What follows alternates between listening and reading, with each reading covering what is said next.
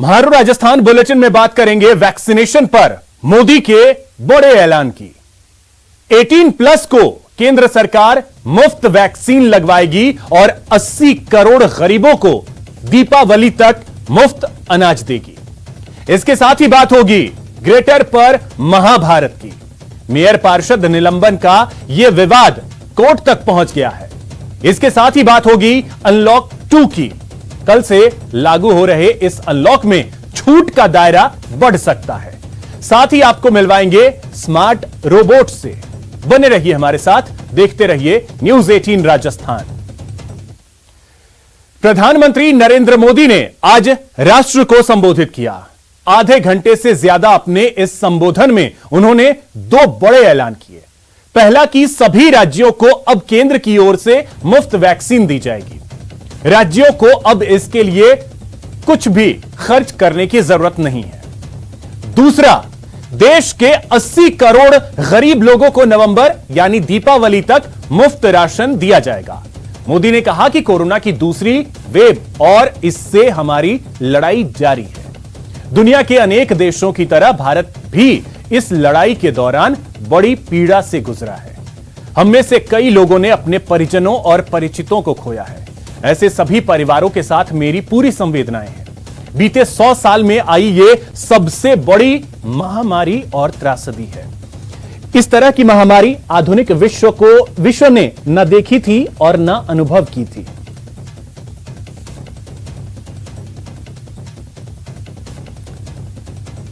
तो प्रधानमंत्री नरेंद्र मोदी ने आज देश को संबोधित किया और इस दौरान जो अहम बातें रहीं वो भी हम आपको ग्राफिक्स के जरिए दिखा रहे हैं, बता रहे हैं कि क्या कुछ अहम बातें रहीं। सबसे अहम यह था कि पूरे देश को वैक्सीन फ्री में लगाया जाएगा। 18 साल से अधिक उम्र के जितने भी लोग हैं उन्हें वैक्सीन फ्री में दी जाएगी। और आपको बता दें कि इसकी शुरुआत जो है वो 21 जून यानी विश्व योग दिवस के दिन से होगी।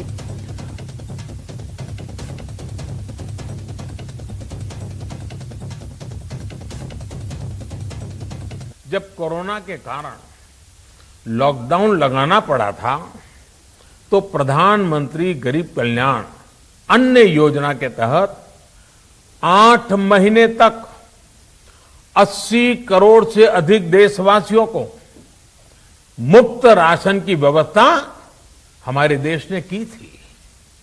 इस वर्ष भी दूसरी वेव के कारण मई और जून के लिए भी इस योजना का विस्तार किया गया था। आज सरकार ने फैसला लिया है कि प्रधानमंत्री गरीब कल्याण अन्न योजना को अब दीपावली तक आगे बढ़ाया जाएगा। संयोग है कि 2 सप्ताह बाद 21 जून को ही अंतर्राष्ट्रीय योग दिवस भी है। 21 जून सोमवार से देश के हर राज्य में 18 वर्ष से ऊपर की उम्र के सभी नागरिकों के लिए भारत सरकार राज्यों को मुफ्त वैक्सीन मुहैया कराएगी। वैक्सीन निर्माताओं से कुल वैक्सीन उत्पादन का 75% हिस्सा भारत सरकार खुद ही खरीदकर राज्य सरकारों को मुफ्त देगी। यानी देश की किसी भी राज्य सरकार को वैक्सीन पर कुछ भी खर्च नहीं करना होगा। अब तक देश के करोड़ों लोगों को मुफ्त वैक्सीन मिली है।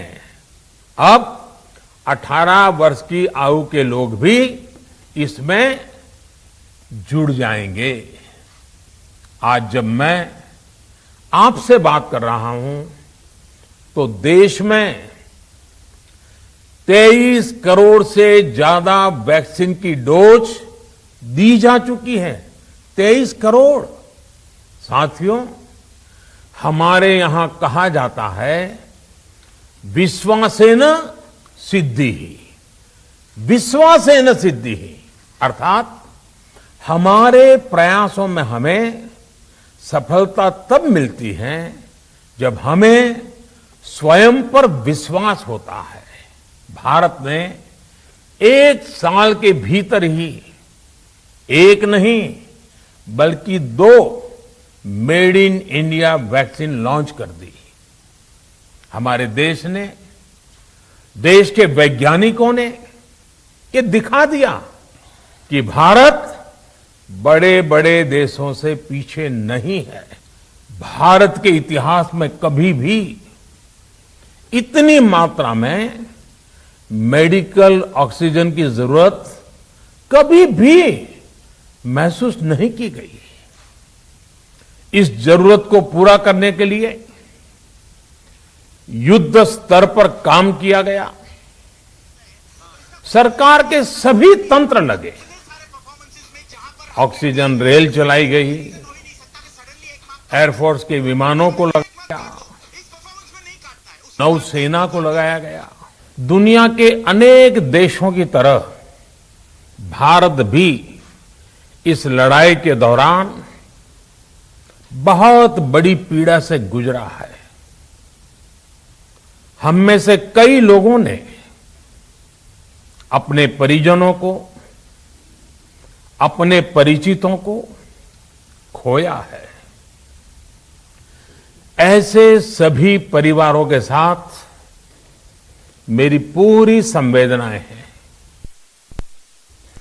वहीं फ्री वैक्सीनेशन को लेकर सीएम गहलोत ने ट्वीट किया है। सीएम ने अपने ट्वीट में लिखा कि राजस्थान में कांग्रेस पार्टी द्वारा चलाए गए #speak up for universal vaccination कार्यक्रम में भाग लेने वाले सभी सांसद, विधायक, कांग्रेस कार्यकर्ताओं और आमजन को बधाई।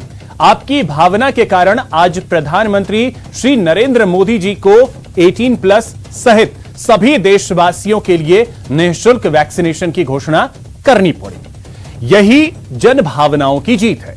मुझे प्रसन्नता है कि जन भावनाओं को देखते हुए पीएम को अपना पुराना निर्णय बदलना पड़ा।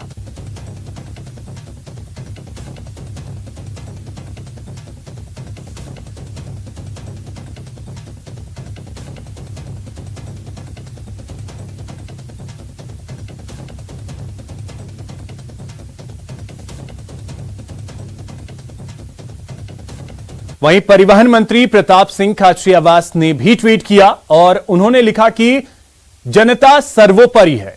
जनता के दबाव से झुकी मोदी सरकार, जो काम बहुत पहले कर देना था आखिर वो अब करना ही पड़ा। 18+ को भी लगेगी अब free vaccine. #Free vaccine for all. तो ट्वीट किया है परिवहन मंत्री प्रताप सिंह खाचरियावास ने। इससे पहले मुख्यमंत्री अशोक गहलोत ने भी ट्वीट किया और उन्होंने बधाई दी उन तमाम सांसदों, विधायकों और कांग्रेस के कार्यकर्ताओं को जिन्होंने इसमें हिस्सा लिया। जो कांग्रेस की तरफ से एक कैंपेन चलाया गया फ्री वैक्सीन फॉर ऑल। और प्रताप सिंह खाचरियावास ने भी ट्वीट किया। उन्होंने लिखा कि जनता सर्वोपरि है। जो काम बहुत पहले कर दिया जाना चाहिए था उसे अब जनता की दबाव की वजह से करना पड़ा है।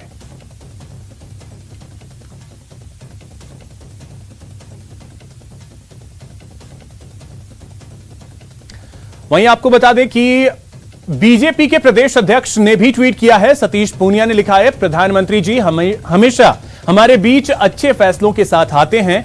आज भी वे अपनत्व के भाव से भरे निर्णयों के साथ देश के सामने आए। 21 जून से केंद्र सरकार पूरी जिम्मेदारी के साथ सबको मुफ्त टीका लगवाएगी।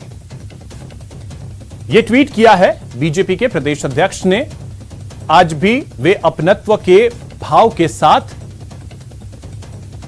सबके बीच आए और पूरी जिम्मेदारी के साथ 21 जून से केंद्र सरकार सभी को मुफ्त में टीका लगवाएगी। साथ ही उन्होंने लिखा है कि प्रधानमंत्री गरीब कल्याण अन्न योजना के तहत सबको दीपावली तक मुफ्त राशन मिलेगा। प्रधानमंत्री जी के इन लोकहितकारी निर्णयों ने जहां कुछ असक्षम राज्य सरकारों को यह आईना दिखाया है कि जिम्मेदारी का निर्वहन के लिए प्रतिबद्धता कैसी होती है, वहीं प्रधानमंत्री जी की संवेदनशीलता का भी सर्वश्रेष्ठ उदाहरण प्रस्तुत किया है।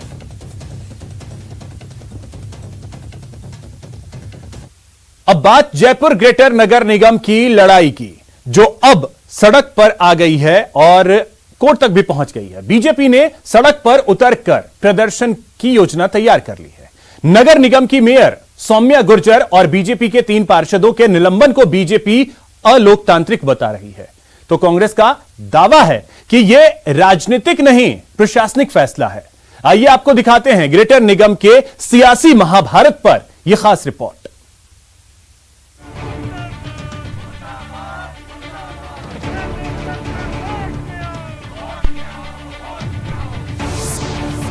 ग्रेटर, गदर और सियासत। सरकार को बेनकाब करेंगे, जनता की अदालत में जाएंगे और न्यायालय का दरवाजा तो खटखटाएंगे ही। मेयर के सस्पेंशन पर हमलावर बीजेपी।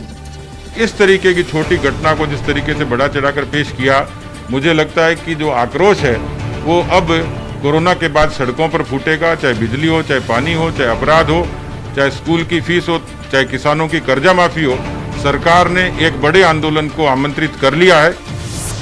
सड़क पर आई नगर निगम की लड़ाई।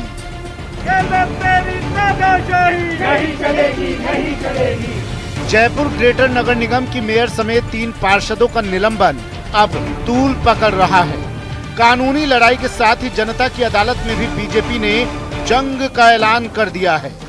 ये प्रदर्शन पूरा राजस्थान तक जाएगा, क्योंकि इस तरह जो है बहरी और गूंगी सरकार को सुनाने के लिए और जिस तरह षड्यंत्र कर रही है, षड्यंत्रकारी सरकार को और झूठा गांधीवादी चोला पहनने वाली सरकार को बेनकाब करेंगे, जनता की अदालत में जाएंगे और न्यायालय का दरवाजा तो खटखटाएंगे ही। जयपुर के सभी 250 वार्डों में धरना प्रदर्शन के साथ ही अब इस मामले को प्रदेश के हर शहर और गांव तक ले जाने की तैयारी है। मामला चाहे जितना भी संगीन हो, लेकिन अंतर विरोध से जूझ रही पार्टी को इस फैसले ने एकजुट कर दिया है। आपको बताएंगे ग्रेटर के मेयर पर महाभारत की पूरी कहानी, लेकिन पहले देखिए कैसे सभी बीजेपी नेताओं के सुर गहलोत सरकार के खिलाफ एक हो गए।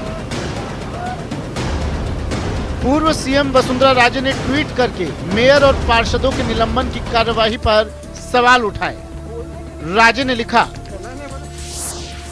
लोकतांत्रिक तरीके से चुनकर आई जयपुर ग्रेटर नगर निगम की महापौर का निलंबन निंदनीय है।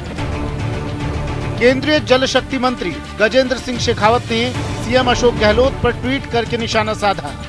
शेखावत ने लिखा, पिछले साल गहलोत साहब लोकतंत्र को बचाने की दुहाई दे रहे थे और आज उसी लोकतंत्र की हत्या भी कर दी। जयपुर ग्रेटर महापौर और पार्षदों का निलंबन कांग्रेस का फांसीवाद है।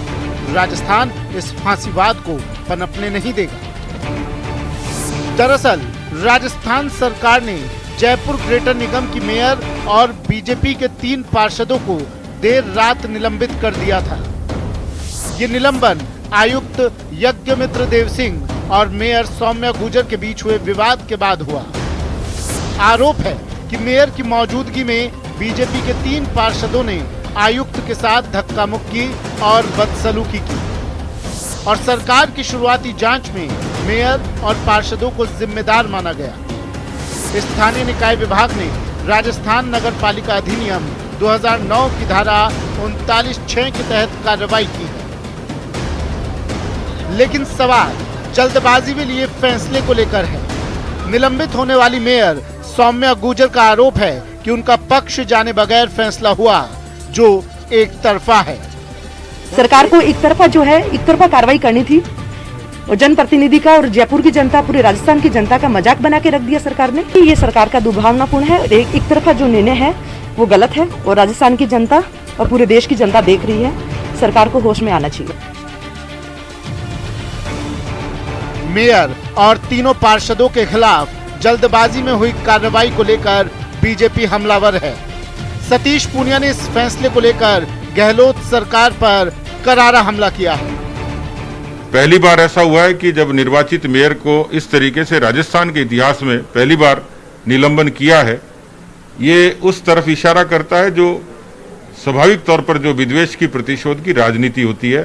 सामान्य वाद विवाद को आपराधिक घटना में तब्दील करना, उसी आपराधिक घटना के आधार पर बिना सुनवाई का अवसर दिए, बिना किसी जांच के और निलंबन करना, ये सीधे सीधे कांग्रेस की बदनीयती है। हम इसकी निंदा करते हैं, अदालत में जाएंगे। वहीं कांग्रेस इस कार्रवाई को कानून सम्मत बता रही है। कांग्रेस की तरफ से दावा किया जा रहा है कि ये राजनीतिक मामला नहीं है। जब आप किसी अधिकारी को सरकारी कार्य में बाधा डालते हो, उसके कार्य में, और उसके साथ मारपीट करो, धक्का मुक्की करो, अभद्र व्यवहार करो, जाति सूचक बातें एक, तो निश्चित तौर पर फिर जो है वो जांच तो बनती है। जांच करवाई गई है, जांच रिपोर्ट आ गई, रिपोर्ट के अनुसार ही काम होता है।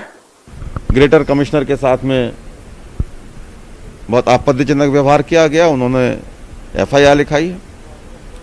कोई एफआईआर आती है, कोई शिकायत आती है, उस पर सरकार को जांच करानी होती है और कार्रवाई करनी होती है। जांच में आप सहयोग करें नहीं, जांच अधिकारी के पास बयान दर्ज नहीं कराएं, फिर बाहर बयानबाजी हो कि हमने समय मांगा, ये सारी बातें ऐसी हैं कि ये स्वीकारोक्ति है। जयपुर ग्रेटर नगर निगम की मेयर और कुछ पार्षदों के खिलाफ जो डीएलबी ने कार्रवाई की है, मैं समझती हूँ बिल्कुल उचित है, क्योंकि उन्होंने अपनी गरिमा के विपरीत काम किया है। उन्होंने षड्यंत्र रचा और मुख्य कार्यकारी अधिकारी को अपमानित किया, हाथापाई की उनके ऑफिस में बुलाकर। जयपुर नगर निगम ग्रेटर की मेयर सौम्या गुर्जर और निगम कमिश्नर यज्ञमित्र सिंह के बीच ये विवाद 4 मई को शुरू हुआ था। डोर टू डोर कचरा संग्रहण करने वाली कंपनी बीवीजी के भुगतान की एक फाइल पर चर्चा में दोनों के बीच विवाद हुआ। आरोप है कि जब कमिश्नर बैठक से बाहर आने लगे तो वहां मौजूद बीजेपी पार्षदों ने कमिश्नर के साथ बदसलूकी की। कमिश्नर ने इस मामले में 3 पार्षदों अजय सिंह चौहान, पारस जैन और शंकर शर्मा के खिलाफ मारपीट का आरोप लगाते हुए मुकदमा दर्ज करवाया। बहरहाल मामला कानून की चौखट पर पहुंच गया है। अदालत में इस पर चाहे जो भी फैसला हो, इतना तय है कि जयपुर ग्रेटर में छिड़ा ये गदर सरकार और विपक्ष के बीच सियासी घमासान को और तेज करेगा। लवली बधवा के साथ bureau report, news 18 Rajasthan, Jaipur. Didwana ASP Sanjay Gupta की व्हाट्सएप पोस्ट से नागौर में बवाल खड़ा हो गया है। 7 विधायकों की मांग के बाद सांसद हनुमान बेनीवाल ने एएसपी के खिलाफ मोर्चा खोल दिया। बेनीवाल ने सटोरियों से मिली भगत के आरोप की जांच एडीजी रैंक के अधिकारी से कराने की मांग की। आपको बता दें कि 1 जून को अजमेर रेंज आईजी की स्पेशल टीम ने चेनार सरपंच और उसके एक साथी को ऑनलाइन सट्टे के मामले में गिरफ्तार किया था, जिसके बाद पुलिस और सटोरियों के बीच मिली भगत की बात सामने आई थी। इसके बाद सोशल मीडिया पर एक पोस्ट तेजी से वायरल होने लगी, जिसमें नेताओं को तस्करों, सटोरियों और भूमाफियाओं को संरक्षण देने वाला बताया गया। मांग भी करूंगा कि खाली कहने से नहीं चलेगा, अब कुछ आपको करके दिखाना है। नागौर एसपी की जांच भी करें, सिरो एसपी को भी मैं तो कह रहा हूं उनको सस्पेंड करें, और जितने भी ऐसे लोग हैं, एसपी लगातार कार्रवाई भी कर रही है, लेकिन एसपी की पोस्टिंग मुख्यमंत्री के यहाँ से होती है और एसपी के खिलाफ कार्रवाई मुख्यमंत्री हाउस के इशारे के बिना नहीं होती। तो मैं मुख्यमंत्री जी से मांग करूंगा कि तमाम भ्रष्ट अधिकारियों को फील्ड से हटाएं, तमाम पीएचक्यू के अंदर जो भ्रष्ट लोग बैठे हैं इनको हटाएं, बड़े स्तर के अधिकारियों को भी जांच और दूध का दूध और पानी का पानी। जो है 3 लोगों ने सामूहिक बलात्कार किया है, और जिसमें उसके पास के गांव के रहने वाले हैं, काना पांचूराम और श्रवण का नाम उन्होंने लिया है एफआईआर में। तो इसमें उनका लेडी का जो है बोर्ड से जो है हमने मेडिकल मुआयना कराया है। यहां रुकेंगे एक छोटे से ब्रेक के लिए। ब्रेक के बाद आपको दिखाएंगे कोरोना अपडेट।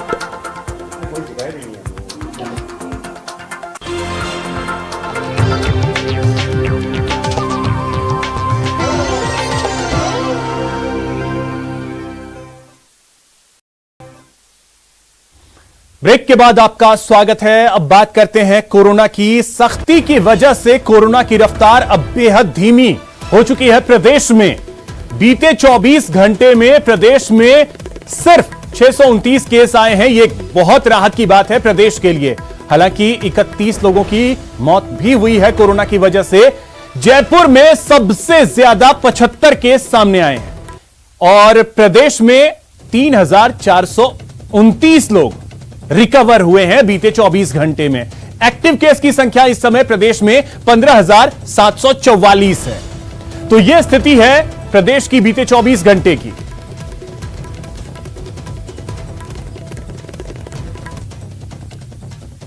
और जिलेवार स्थिति क्या है वो भी हम आपको बता रहे हैं। जयपुर में सबसे ज्यादा 75 केस सामने आए हैं। अलवर 49, हनुमानगढ़ 61, झुंझुनू 38, सीकर 24, जोधपुर 44, उदयपुर 15, गंगानगर 37, अजमेर 20 और टोंक में 13 कोरोना के मामले सामने आए हैं।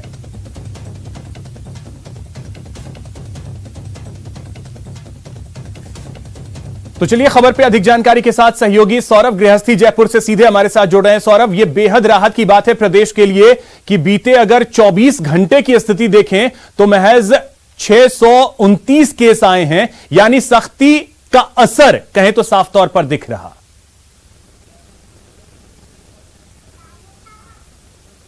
जी बिल्कुल अभिषेक, बड़ी राहत की बात है राजस्थान में के लिहाज से, क्योंकि इतने दिनों से जिस प्रकार से केसेस आ रहे थे अब लगातार गिरावट जो है वो दर्ज की जा रही है और बहुत कम जो है वो मामले प्रदेश भर में रिकॉर्ड जो है वो किए गए हैं। महज 629 केस। ये बताता है कि जितना इस 1.5 महीने में तमाम कोशिशें की गई वो अब जो है उसका असर जो है वो पूरे राजस्थान में अब देखने लगा है और लगातार केसेस में गिरावट जो है वो हो रही है और आने वाले कुछ दिनों में और भी कम हो जाएंगे, इस प्रकार की संभावना जो है वो व्यक्त की जा रही है। हालांकि मौतें जो हैं वो लगातार ज़्यादा ही हैं, बहुत कम नहीं हो रही हैं, क्योंकि जिस प्रकार से देखने को मिल रहा है राजधानी जयपुर में भी 10 मौतें होना ये बड़ी बात है इस लिहाज से, क्योंकि जब कोरोना जो है वो कंट्रोल में आ रहा है उस लिहाज से मौतों में भी लगातार कम होने की आवश्यकता है, लेकिन मौतें जो हैं वो हो रही हैं, ये बड़ी चिंता की बात है। हालांकि जिस प्रकार से अब कोरोना के केसेस कम हो रहे हैं और यही बात है कि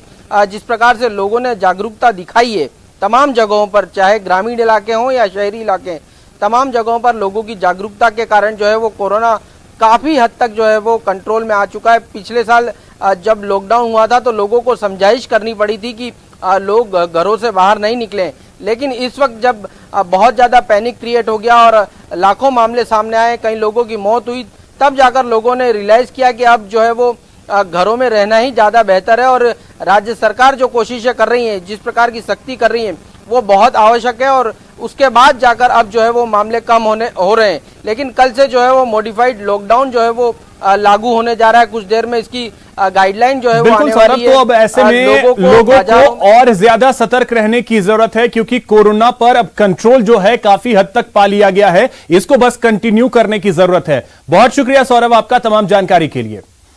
अब एक बड़ी खबर आपको बता दें, महाराष्ट्र के पुणे से यह बड़ी खबर है जहां पर भीषण आग लगी है। यहां पर एक केमिकल फैक्ट्री में भीषण आग लगी है, 7 लोग यहां जिंदा जल गए, 10 लोग लापता हैं। राहत और बचाव कार्य इस वक्त जारी है।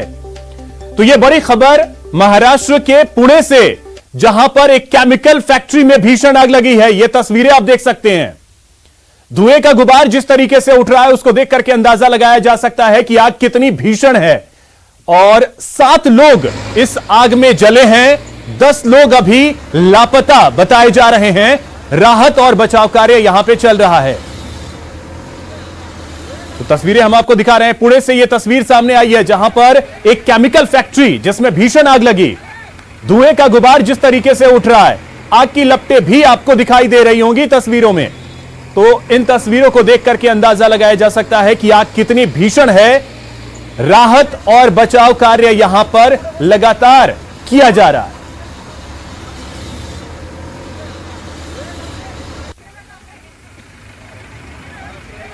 तो राहत और बचाव कार्य लगातार यहां पर जारी है। और बड़ी खबर ये पुणे से, महाराष्ट्र के पुणे से यह तस्वीर सामने आई, 7 लोग यहां जिंदा जले हैं। दमकल की टीम मौके पर मौजूद है। आग बुझाने का प्रयास जो है वो लगातार किया जा रहा है। केमिकल की यह फैक्ट्री है और केमिकल की फैक्ट्री होने की वजह से आग जो है वो धीरे धीरे विकराल रूप धारण करने लगी। 7 लोग यहां जिंदा जले हैं, 10 लोग अभी भी लापता हैं। फैक्ट्री के अंदर 10 लोगों के होने की बात सामने आ रही है जो अभी फिलहाल लापता हैं। राहत और बचाव कार्य लगातार यहां पर जारी है।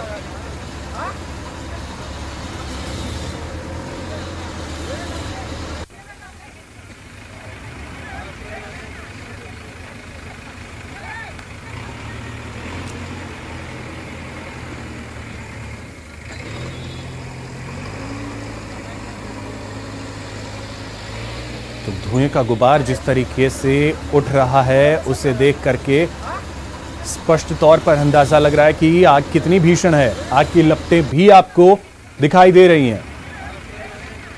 पुणे की यह तस्वीर है, 7 लोग जिंदा जल गए। अमित राय हमारे सहयोगी अधिक जानकारी के साथ जुड़ गए। अमित, क्या जानकारी है? केमिकल फैक्ट्री में आग लगी है, अपडेट क्या इस वक्त? देखिए, कुल मिलाकर 37 लोग जो है काम कर रहे थे। 20 लोगों को जो है रेस्क्यू किया गया है, 11 लोगों के शव बरामद किए गए और 6 लोग जो है अभी भी जो है मिसिंग जो है बताए जा रहे हैं। उनकी तलाश अंदर चालू है।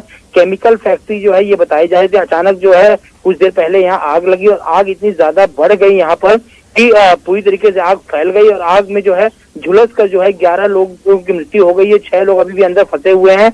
दमकल विभाग की गाड़ियां और स्थानीय प्रशासन की जो टीम है वहां मौके पे पहुंच के लोगों को जो है बचाने का काम कर रही है। इस कारखाने में जो ज्यादातर महिलाएं काम करती थी और हमें जो खबर मिल रही है कि इन 11 लोगों में से जो है 8 से 9 जो है महिलाओं की ही मृत्यु हुई है। तो बहुत ही दुखद खबर है इस वक्त यहाँ पर। और अभी भी जो है 6 लोगों को की जो शिनाख्त है, जो अंदर जो सर्च ऑपरेशन है वो चल रहा है।